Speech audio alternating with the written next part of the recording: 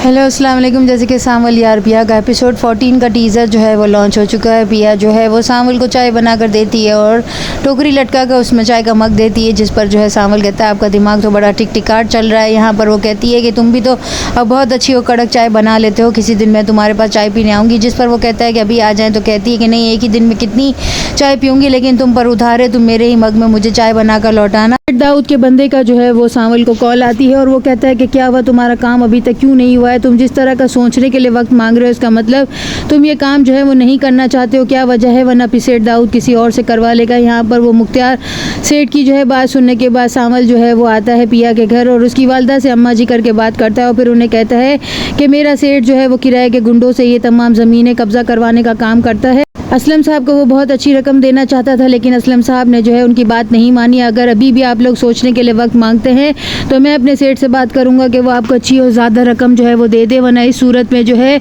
मैं ये कहना चाहता हूँ कि अगर मैं पीछे हट भी गया तो कुछ नहीं होगा, वो लोग किसी और से जो है आपकी ज़मीन पर और शोरूम पर कब्जा करवा लेंगे। यहाँ पर पिया जो है अपनी वालदा को कहती है इनकी कोई बात ना सुने, इन्होंने हमें झूठ बोला, धोखा दिया, हमारे सामने अच्छा बनने का नाटक किया और हमारी हमदर्दी हासिल करी। वो पिया को कहता है आप जो कुछ भी कहना चाहती हैं आप मुझे कह लें, मुझे बुरा नहीं लगेगा, लेकिन हमारा यही काम है।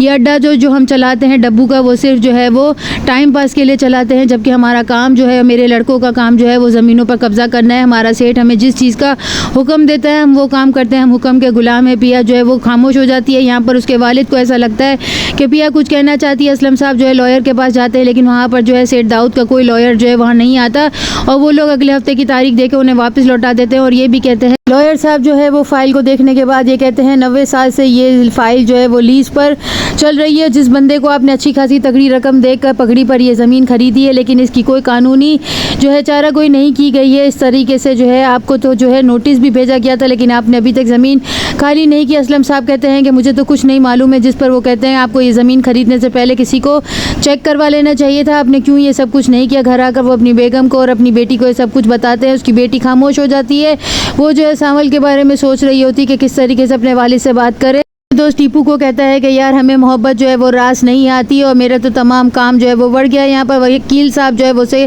कहते हैं कि ये गरीब लोग जो हैं वो गरीब लोग सिर्फ शराफत में ही मारे जाते हैं, ये खाना पूरी करवाता रहेगा और टाइम ज़ाया करता रहेगा। जिस पर जो है सावल कहता है ये तो बहुत सीधा साधा बंदा है, मैं यही तो डर रहा हूँ कि इसके साथ क्या होगा, इसकी ज़मीनों पर कब्जा कर लिया जाएगा। यहाँ आलिया जो है अपनी मोहब्बत का एतराफ़ पिया से करता है, जिस पर पिया खामोश हो जाती है। वो कहती है तुम्हारी सोसाइटी में ये आम सी बात होगी, लेकिन हमारे जिस माहौल में मैं रहती हूँ यहाँ पर यह बहुत बड़ी बात है और इसे बहुत मायूब समझा जाता है। अपने घर वालों को भी कहता है कि अगर मैं आप लोगों को कहूँ कि मेरी ज़िंदगी में कोई समवन आ चुका है और मैं किसी से मोहब्बत करने लगा हूँ तो आप लोगों का क्या रिएक्शन होगा। जिस पर उसके वालिद तो खामोश रहते हैं, लेकिन उसकी वालदा बड़ी खुश होती हैं। यहाँ पर असलम साहब जो है वो सावल के पास खुद मिलने के लिए उसके डब्बू पर आएंगे, जिस पर उसके बंदे कहेंगे कि असलम साहब आपसे मिलने के लिए आए हैं। जिस लड़की को पसंद करता था वो लड़की रास्ते में उससे टकराएगी उसकी गाड़ी से और उसके शौहर को जो है किडनैप करके कुछ लोग लेकर जा रहे होंगे। सावल उसकी मदद करेगा। नेक्स्ट एपिसोड में और क्या दिखाया जाता है, चैनल के साथ बने रहें, लाइक करें, शेयर करें और सब्सक्राइब करें।